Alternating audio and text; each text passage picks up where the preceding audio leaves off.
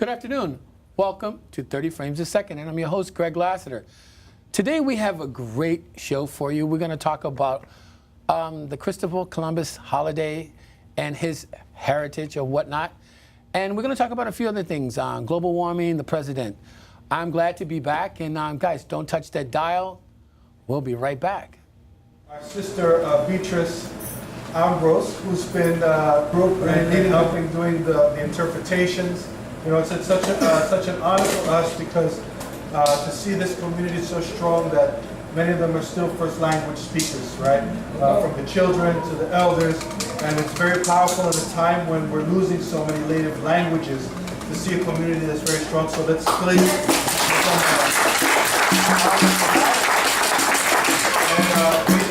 and come up and just introduce a little bit about the group, and we're going to do a presentation for you. Afterwards, we'll have some other folks just come up and just share a few more words of gratitude. We'll have some food there for you, and then we can do, afterwards, we can do a big arreglo or a big dance where we can all dance together. We can play some music, and we can do a round dance for you in our style as well. So with that, please welcome my sister, Beatrice Ambrose.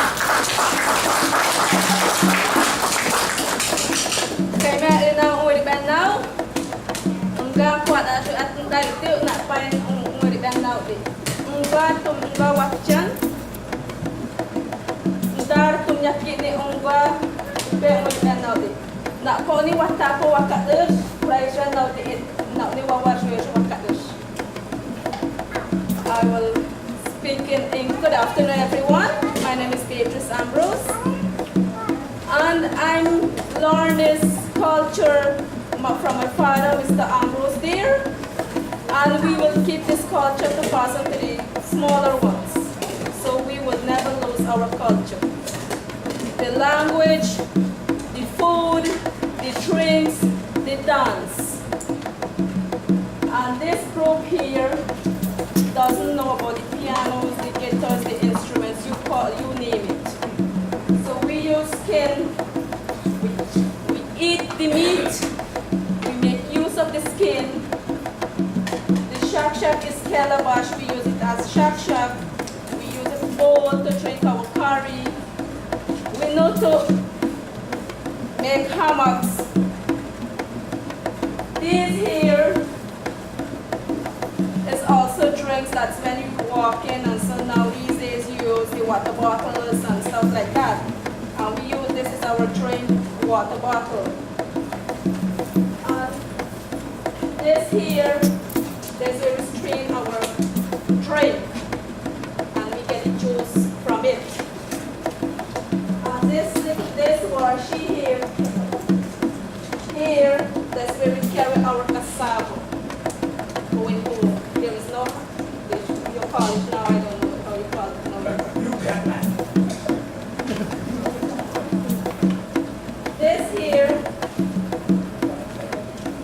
This here is when visitors come, like your fruit basket or your little cassava bread, you give it to them.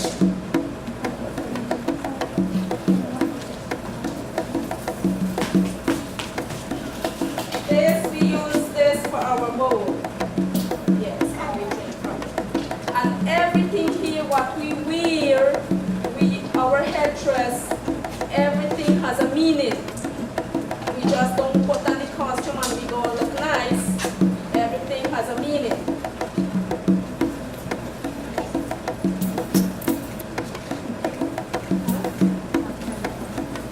These here have a meaning. This is where you catch fish and you put it there, and the water drain out from the basket, so you don't let the water there. There's no, when the boys fish and the girls just catching it, And this here is a different washi, we call it.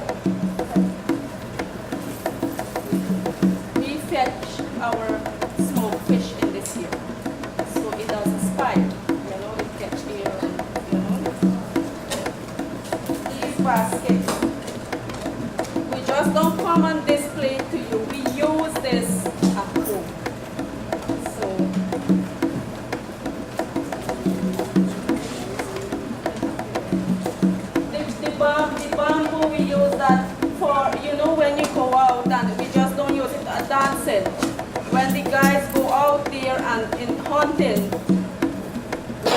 far, not gone so far, they blow the bank. So that's how they get back today. You don't have cell phone, hey, where are you? You know? And they make different sounds. They just don't blow whoo. They're gonna make a toot toot toot. That means where are you, or you know you're an emergency. They understand. They communicate like that. Sorry, but we eat out all of our cassava bread, our porridge. But we enjoy the food here too. You know about fancy food. And we will do a dance, means saying goodbye, but we'll be back soon. You know, we love it here. Our brothers, sisters, everybody is the same Lord. On behalf of the chief and my group, we want to thank you so much from the beginning to the ending. I don't know, I would cry. If it wasn't for you, you know, we wouldn't be here. And we're so happy to be recognized. Our voices are, you know, are out there. And I'm so happy we are.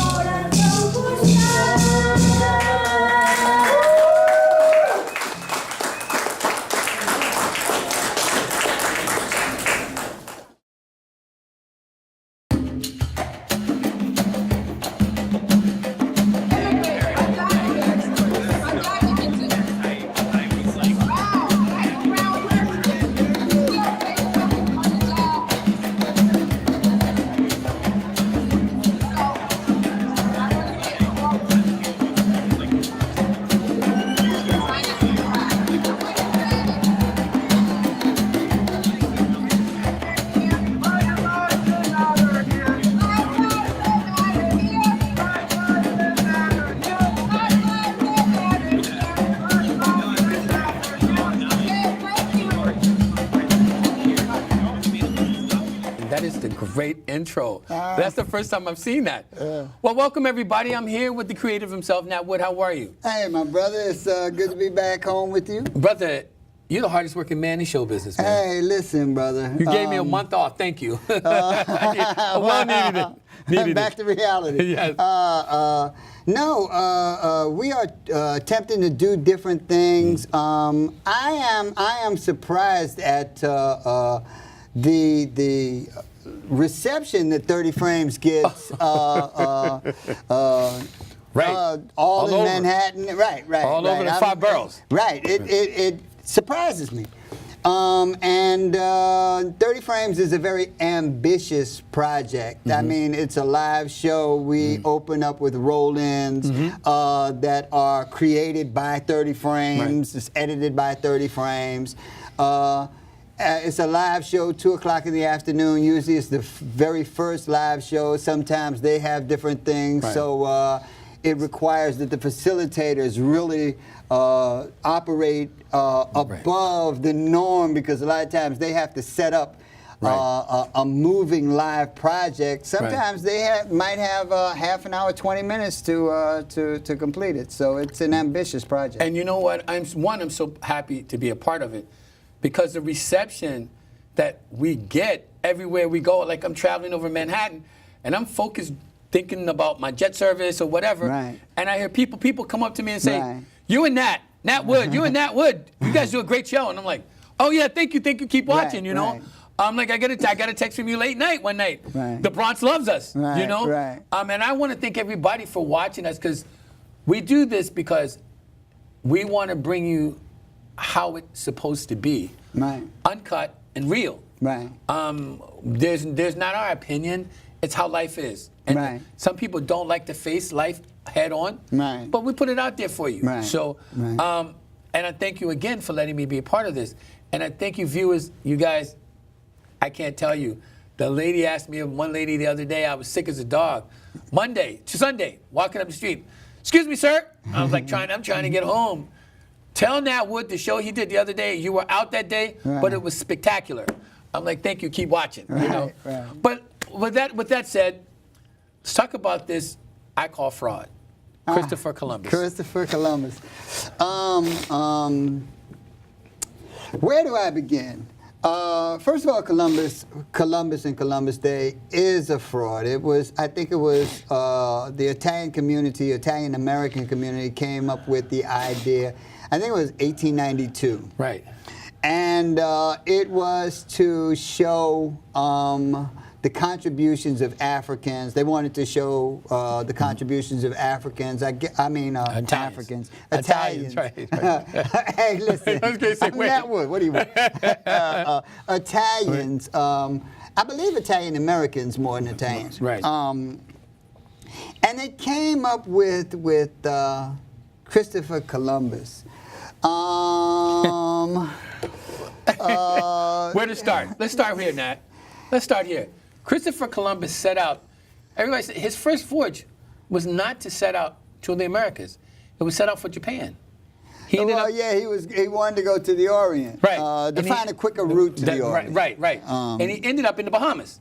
Right. Right. You know? Right. And how did they think that he ever, for once, discovered America? Well, he only crossed the American coast a couple of times in his 4 voyages. Right. And that includes South America, anything with America in it. Right. Also, the whole Columbus story is a story of intrigue. The Catholic Church, the Portuguese, the Spanish. It's a story that is a shameful part of world history. It's not a joyous part of world history. And Columbus, I forget the author's name, he wrote a book about Columbus, pointed out that Columbus was not only a tyrannical governor in terms of how he dealt with indigenous peoples in the Caribbean, but how he dealt with settlers themselves, colonialist settlers themselves, was savage and barbaric. So I mean, it's almost like. I mean, Columbus was not a nice person. No. I don't want to, But it's I don't true, want to get the Italians all mad, but Columbus was he was barbaric. A horrible individual. Self-serving, caring of nothing and no one, sold out France for Portugal. Right. Spain for Portugal. He spearheaded the translated slaves. Correct. So, when we were growing up, and they did enslave and murder and rape indigenous people. And they tried to genocide Hispaniola. Was it Hispaniola? Right. They tried to genocide a group of people. Right. But we learned about. See, we didn't learn about that. That's what the history books failed to tell us when you and I were growing up.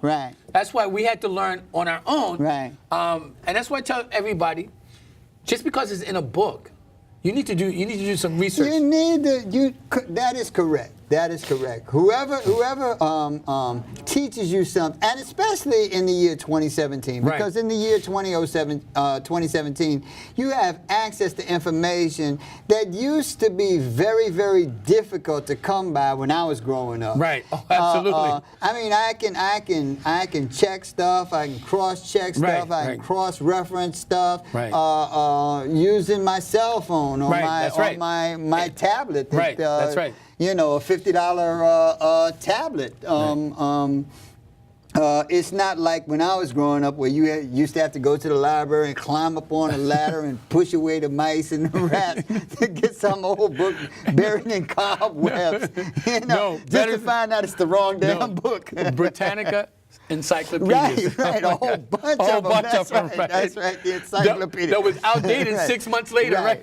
And it was they were propaganda books as opposed to bringing you historical data, information. Forget about whatever propaganda you are trying to portray to get people to buy into.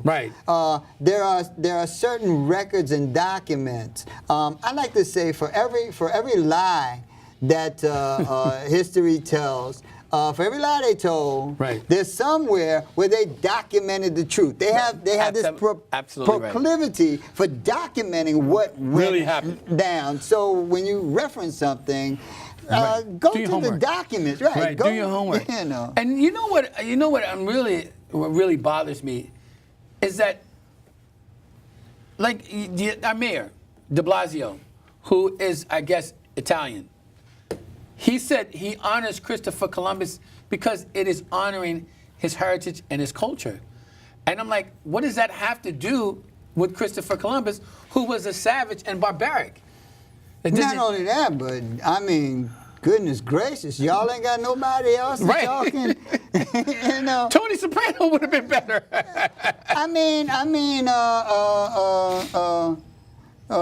Rommel.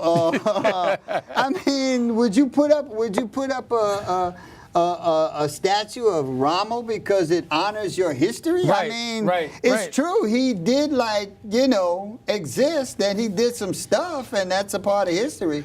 But for the mayor of New York City to say that arrogantly, in a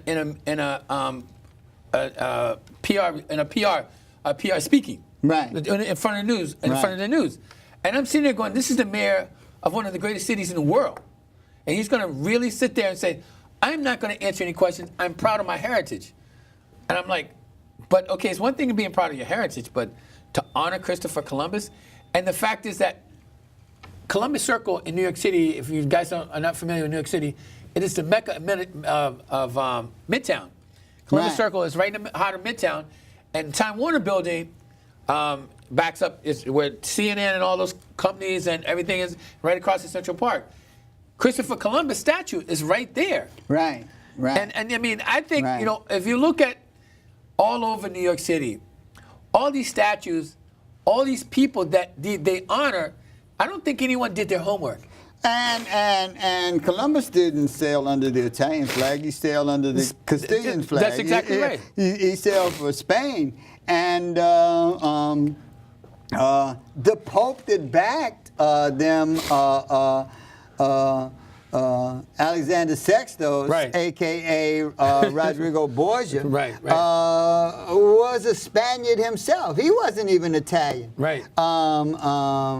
Also, they flim-flam Spain and cut a deal with Portugal after Portugal started bitching and moaning about the designated lines that they had drawn, and then the Catholic Church went with Portugal.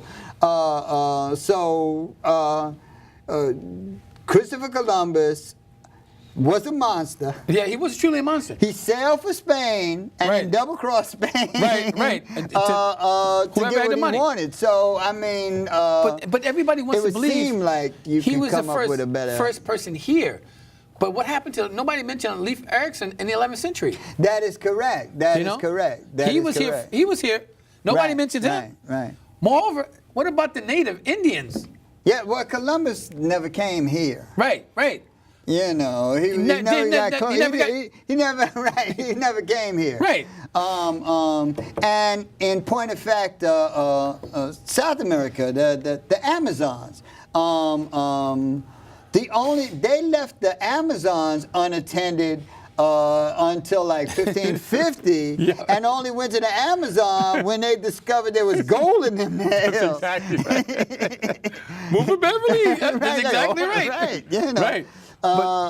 So the whole thing is literally insulting and preposterous, but it touches on a larger issue. Mm-hmm. Your president. And Wait, you're saying that as not my president. no, He's not my president. No, he's not. No, yeah, he's not, I don't recognize him as anything. All right? I just report the news. I do too. I'm with you. But go ahead. But he has made white supremacy. White supremacy has always been in effect, but apparently the white supremacists thought that it had been losing respect as the ultimate overall master of the place, and now requires that everyone bend the knee to Right. white supremacy. Wrong. You know, Right. right, Wrong. right. So if you bring up an issue, they say that you are disrespecting their flag, and that any infraction means off with your head. Right. So you got like Jerry Jones, and I'm about to say the word cracker, but I need to explain the word cracker. You know who I'm talking? You know? Okay. And I want to explain the word itself, And what it cracker, meaning, and what it means, right. so that you can understand exactly where I'm coming from. Words that we use have an etymology. It's a root to them. The word gentrification comes from the gentry, that landowning class. Well, it became landowning class that could actually make all its money from charging the peasants money. When it first came out, it was just in France, and then when it moved, and it was just nobility. Right. But then, as the word was adopted by the British, it became like the landowner class. Right. Well, cracker has an etymology too. It really does. But it's not like cracker like saltine. Teen crackers, right. Right. No, say that again. Right. It's not cracker like saltine. Right. You know, like eat a cracker.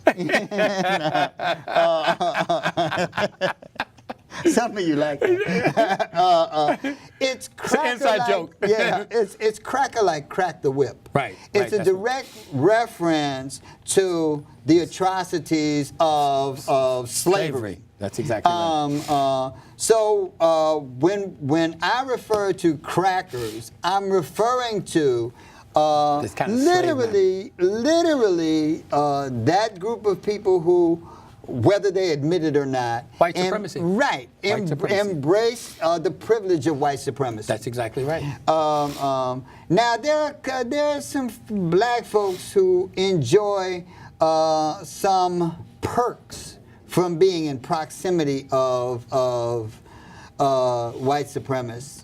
You know, That's crazy. What perks, though? Well, I'll let you hang around. I'll let you make that's some ridiculous. money. It's like Thank you, Massa. Omarosa. You know, you get some perks, but it's not like privilege. There's a difference between white privilege and a couple of accords that you are giving because you are in proximity of someone privileged. Correct. Donald Trump has made it once again fashionable for white supremacists to assert themselves as great white fathers. Right. So now all of a sudden you got a whole lot of old white men giving a whole bunch of rules and regulations about what they is and is not going to allow on their plantation.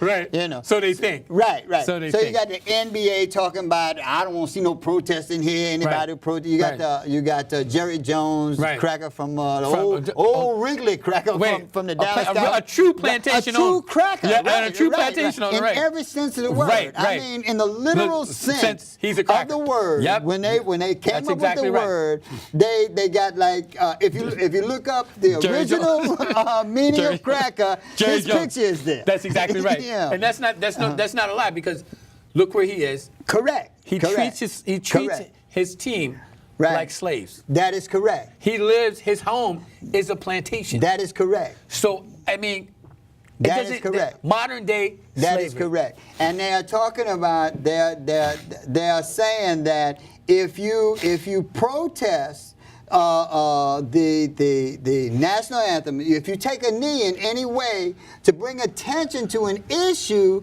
that is directly related to the way you treat people of color, Right. Literally killing Right. unarmed Right. and oftentimes innocent black people Yep. with impunity, that this has to be addressed. Instead of addressing it, they cuss out black folks for having the audacity To to stand up bring for it. this up To in the stand up first for it. place. How Right. dare you bring this up? So it's white daddy Mm-hmm. actually laying down the rules and regulations of the plantation. But see, and my thing is this, Nat. Okay, you know what? Basketball, football is predominantly dominated by African Americans. Right, So, you all are rich. right, All the NFL, NBA, all you guys are rich. right, You want to let them know who's really in charge? right, Sit a game out. right. See if you can if everybody on the team sit one team sit a game out. Right. We'll show the rules will change. That is correct. But see, we all got to get on the same accord, and that's what's been wrong with African Americans trying to get on the same accord. One of the things that is most problematic is the fact that, like I said, people have this knee-jerk reaction to whatever they are told to have a knee-jerk reaction to, Right. and they actually have no reference point, be it in history or even in current events, to understand what they're talking about. Right. Aside from the issue of black males being gunned down by the police, aside from every issue that is a current issue that people are trying to address, there is one fundamental, inescapable fact that you can't get around. That the Star-Spangled Banner in it of itself is a white supremacist war song, a battle cry that denigrates and says in the lyrics itself it will subjugate the slave and the indigenous people. It's a horrible example of American, quote unquote, what American values should aspire to be. And that's the thing. If you actually sit down and listen to the whole entire national anthem, you would see how racist that is. Right. Set that aside for now. Violently racist. Not just racist, like, old black Sambo. Right. We're talking insult me. Right. I'm No, we're talking about kill, violently. murder. Right. But set that aside. We live in this place called America. Right. Where we have a right to do what we want. Correct. Now, let alone in terms of protest. Right. In terms of protest. Not only that, who says we have to stand up for the flag? Even though, that is correct. Even though I'm opposed to burning the flag. Correct. But if that's what you want to do, that is your right to do. It's not against the law. So how can someone like the president, 45, come out and say it's disrespectful? But you don't disrespectful even have to who? You don't even have to be American to play in the damn NBA.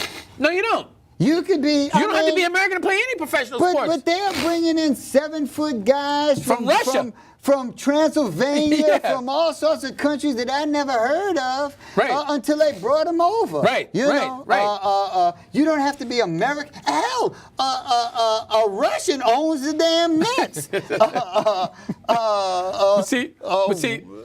But see, this is what I need people to understand this, and I need you guys to hear me.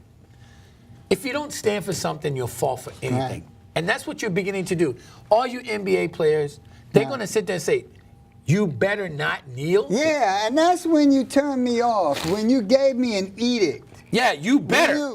When you gave me an edict, when you gave black people an edict that they were not allowed to protest for any reason. I mean, that's like some NYU. Right. When you go to NYU students to go to the dentist and whatnot, they make you sign this form. Right. If I hit you over the head with the claw end of the hammer, you can't sue. You know. Right. This is preposterous. This is ridiculous and it's insulting. And guess what? The first thing I'm gonna do when you give me, because you have a right to hire who you want to hire. That's right. You have a right to fire who you want to hire. Fire. Right. But when you give an edict out, basically to all black people, Right. that if you protest any kind of injustice here, you're out. Especially in America, that was built on injustice directed toward black people and indigenous people. Right. Then we have a problem. But you know what's more We got a insulting problem. and this insanity is that if the NBA players go for that, Right. you're more of an idiot than anything else. Right. The ball is in your court. The ball is in literally. your court. And the NBA first game is getting ready to start. Right. Now, let's see where this goes. Right. Now, boycotting. And the NBA is even more ironic than the NFL because basketball was invented by indigenous people. you know. So the people that you murdered, the people that you raped, the people that you enslaved, you have given them an edict that if they do something to address the injustice in this society, that they will be punished severely, quite probably with the death of their career. But how is that possible? How is that legal? At a game that was invented by indigenous people. But my so question it's is, even a double irony. But my question is, you signed a contract with the NFL, NBA. NBA. Let's talk about the NBA. Right. Nowhere in I've seen an NBA contract. Right. Maybe I know they're specific, but Right. overall, Right. it doesn't say you have a right not to or to protest. Right. So how is it the NBA commissioner going to say you better tell all your players, all team owners, you better not, or you will get fired? And I've been watching sports a long time. Me too. When did they ever give a rat's ass about whether or not you stood up for the national for the national? Nobody ever did. But wait. Nobody ever. I mean, they would be like playing with their cell phone, talking to each other. All of a sudden, when black folks do it for a reason, Right, it becomes an atrocity. Right. But my thing is this. Donald Trump, I don't know if you remember, sued the NFL. Right. He won and got $1 and banned from the NFL for the rest of his life. Right. So why do you think he really cares about what's happening in the NFL? Right. He's just trying to smack black people or people of color in the face. And I'll tell you, you want to know what is an atrocity? The methodical attack on black and brown people, starting from the President of the United States of America. That's exactly right. I mean, it was a joke when you went, when he went to Puerto Rico and started throwing paper towels. Yes. That was one of the most embarrassing things I've ever seen in my life. It was a travesty. But knowing the kind of hell that, and not just Puerto Rico, we never talk about the U.S. Virgin Islands. Right. We just like forgot about them, right? Completely They got wiped off.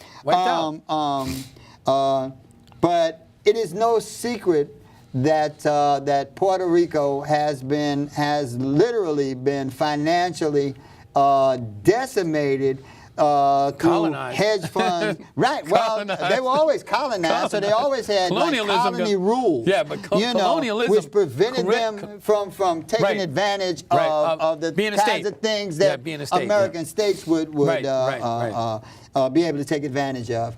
And they was literally reamed by hedge funds Right. To the point of bankruptcy beyond repair. Right. That's not a secret. Everyone knows that. Right.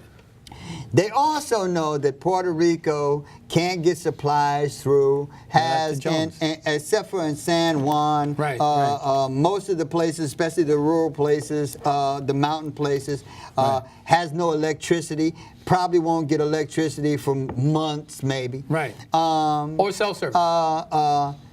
They enacted the Jones Act that ran out after 10 damn days, and Trump has declined to renew the Jones Act. What the Jones Act? First of all, the Jones Act was this thing that America came up with. Literally at the turn of the 20th century or somewhere around there, to protect maritime merchants. Right. Other than the U.S. merchants. Right. Piracy Act, basically. Well, yes. Piracy, right. Protect U.S. trade. Right. To the point of literally enslaving everything else that traded on the open seas. That's exactly right. As a result, places where you get your goods from, like China and all over the world, Right. Europe, don't have nearly the kind of restrictions that Latin American, Caribbean islands have in trying to ship goods and services and get goods and services. But that's crazy, though. Right. Because China, of all people, they have free trade all throughout. That is correct. That is correct. The people of color are well restricted. That is correct. Russia has more free trade than the islands. That is correct. That is the most. And this is the president of the United States. Correct. And people, what is it that you don't get?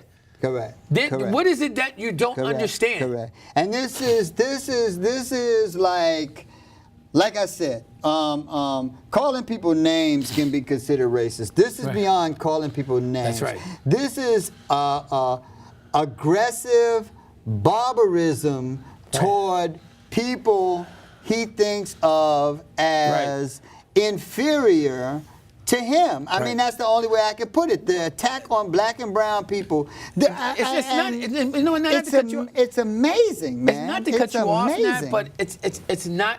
See, I always thought there was a very thin line between elitism and racism. Right. But Donald Trump is far from being an elitist. Right. I call him a racist, psychotic, schizophrenic, serial something. He's a 18th century slave, Caribbean slave man. He's not even like the old South type. Right. He's beyond that. Right. He's like plantation owners in the Caribbean. He's like literally Columbus is his boy. Right. That's right. That's exactly right. Because they're like two peas in a pod. That's exactly right. But I don't understand this. Okay, Mueller, I truly believe this. I think Congress is letting Donald Trump run his amok. Right. Because Mueller, when he compiles his information and brings it to Congress, is going to demolish his regime. Right. That's the only thing I can think. Right. That's the only thing that I can think. Because this guy cannot last 3 more years.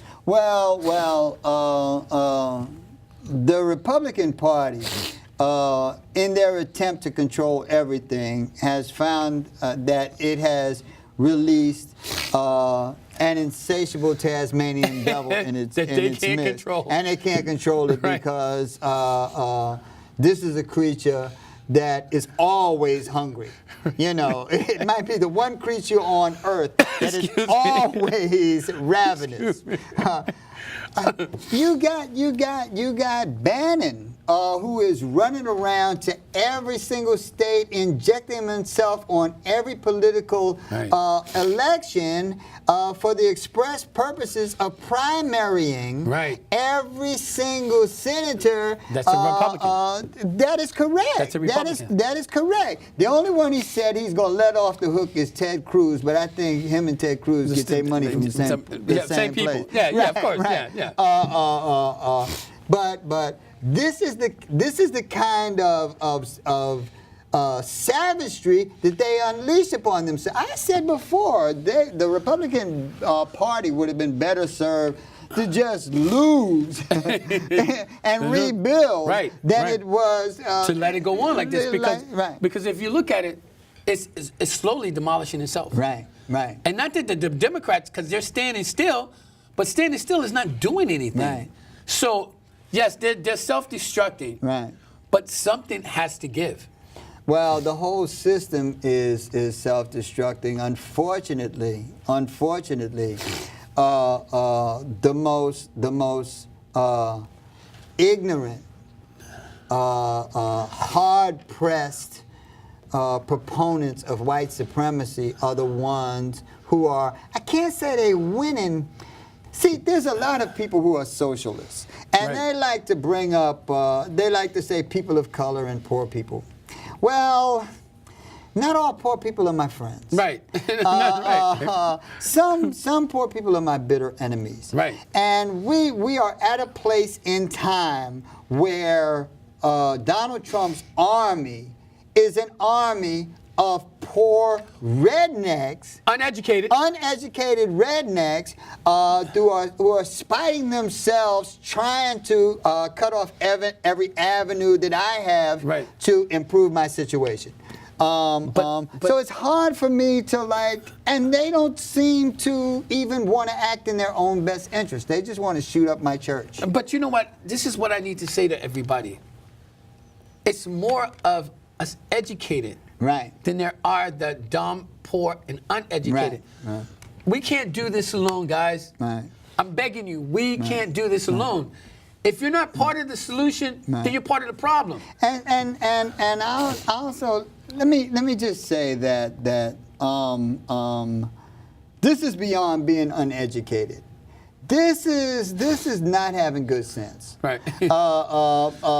When you want to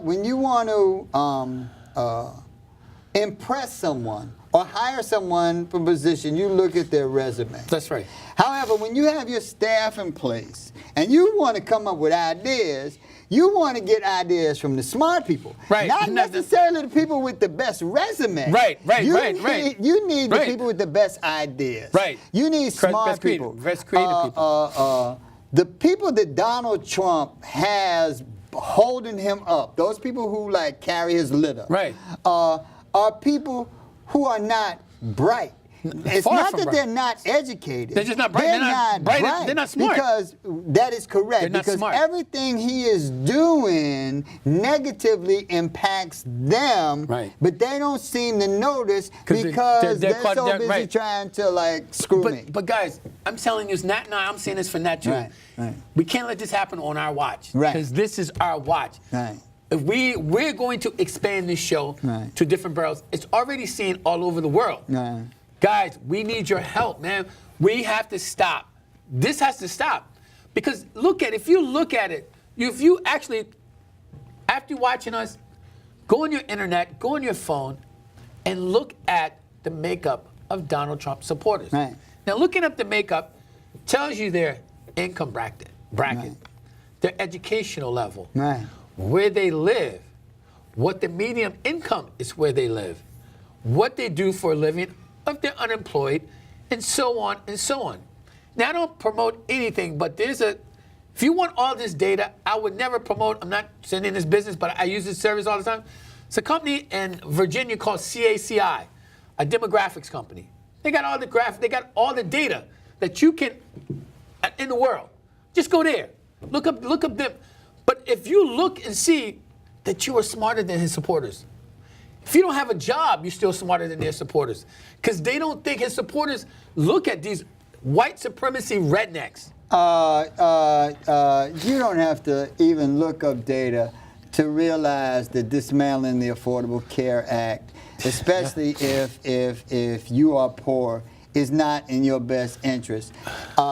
And with one hand, he give it the. I mean, it's like running away with the horse's ass and blaming it on the head. No, look at this. Right. I mean, what they have done is refuse to fund aspects of the Affordable Care Act in certain places, and then saying it's failing.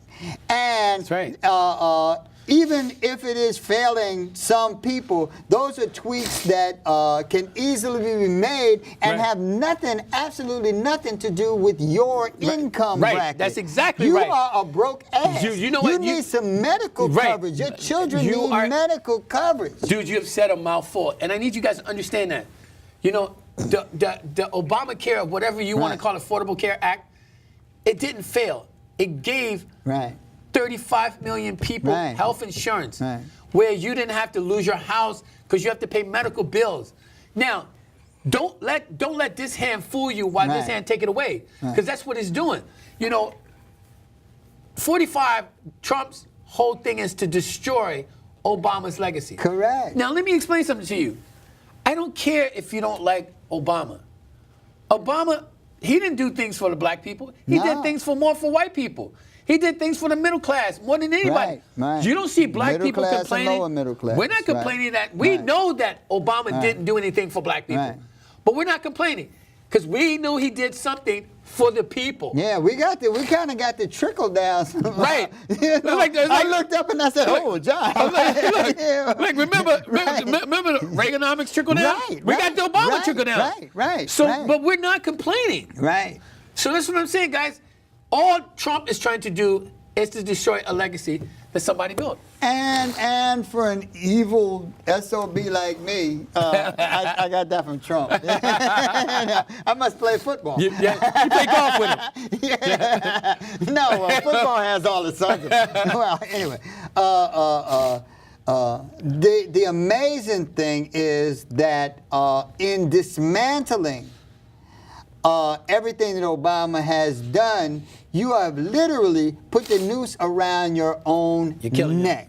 You have literally destroyed yourself. That's right. And he is dismantling. They talk about Donald Trump has not gotten anything accomplished in Congress or in the Senate. That's true. However, in the dead of night, he has attacked women's health care. He has attacked people serving in the military. He got this whole threatening list of demands for DACA children. These are people who are going to college. The vast majority of these people are people who are exceptional citizens and know no other land but America. Pay their taxes. Go to school. Outstanding citizens. That's right. So why do you want to send them back to a country they've never been? There's no practical, intelligent reason for attacking those kids. None. He's just an evil person. You're just a mean bastard. You're just a mean-spirited bastard. Guys, we always sit here week after week telling you, don't support someone who doesn't have your best interest. I don't know how to explain that any more simple. You know, and I'm going to say this, and I stand behind this.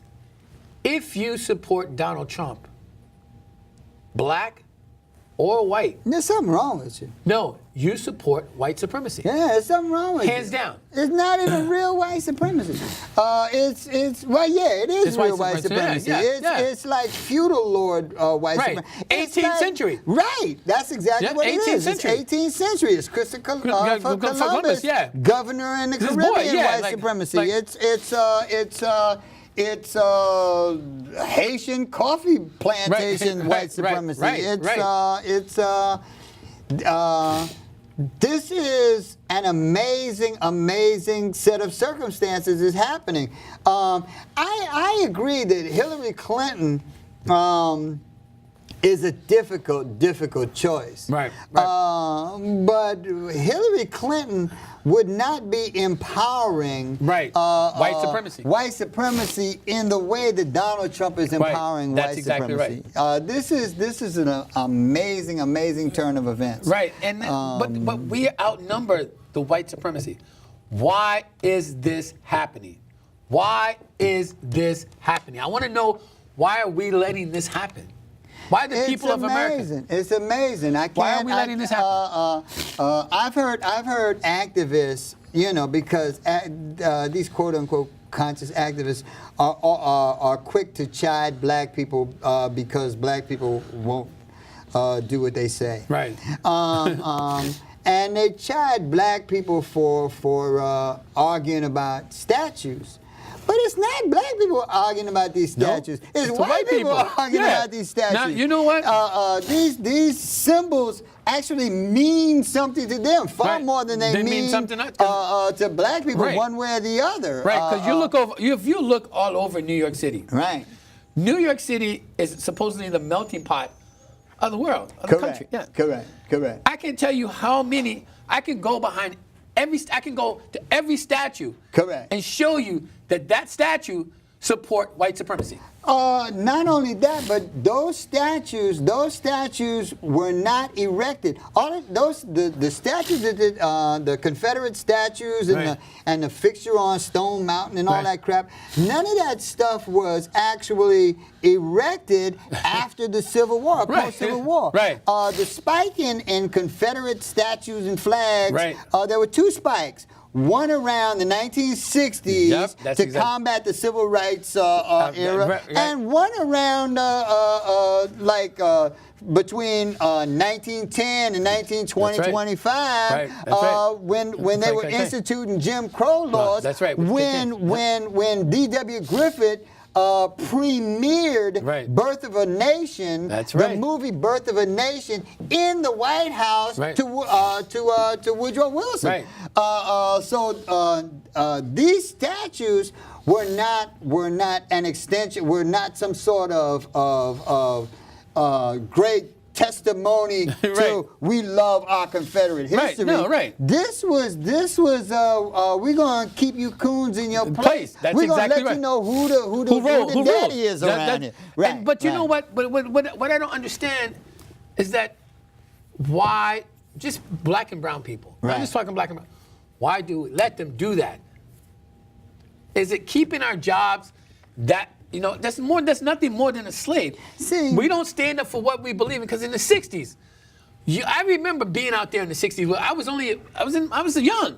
People Being out there- I think a lot of us were hoping and praying that we had moved past this phase.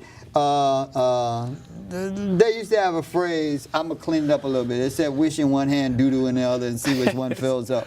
Well, right now we got a handful of doo-doo. That is exactly right. I forgot about this saying. I forgot about that one. This country will never change on its own. Right. We've got to bring it screaming and kicking into the modern world.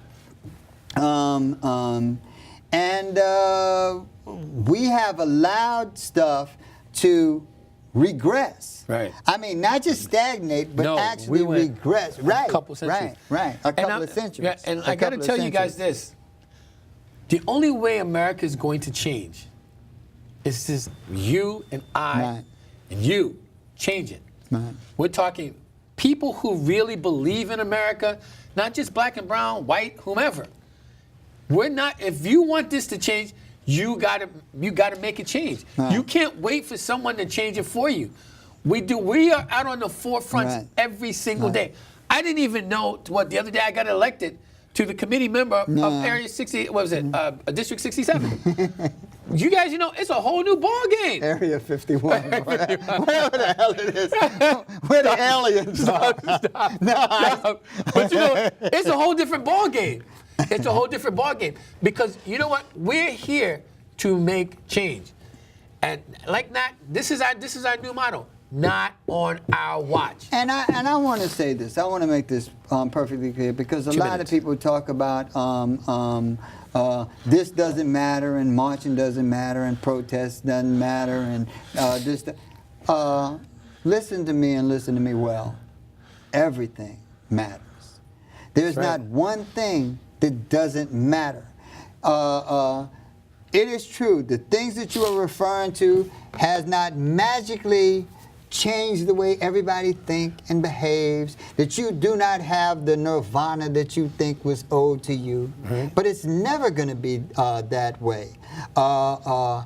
This will always be a struggle. And as soon as you rest on your laurels, it's all coming back to bite you in your ass. That's right. And that, whether you like it or not, is the way life operates. That you are always going to have to struggle. You are always going to have to fight. And if you want something, it's not what you want, it's how bad do you want it. And apparently, white supremacy wants white supremacy That's right. more than you want freedom and equality. That's right. And justice. Guys, you know what? With that said, you know what, Nat? I appreciate you having me back this week. I won't be here next week because I got things to do. He'll be here in full force, but I'll be here the week after. Guys, remember this, guys. If you want change, you got to make change and not wait on change. I'm a firm believer. I'm not afraid of what the future beholds. I embrace it. I'm about change and I want to make change and I'm going to make change. We got about, 58 seconds. I want to say this. Shoot for the moon. If you miss, you're still among the stars. And I'm Greg Lassiter for 30 Frames. I appreciate the whole staff. I certainly appreciate Greg. Thank you. I appreciate all the women who come and do Women's Takeover. Al Fletchman, Veronica Kidd, Sheila Berry, everybody who is affiliated with this show. And we are going to attempt to get better and better and better because basically we respect our audience and we respect you and appreciate your viewership. So with that being said, peace. We are out. Thank you, brother. Thank you. And Ryan Stillwagon, you made us look great this week. Peace. Peace.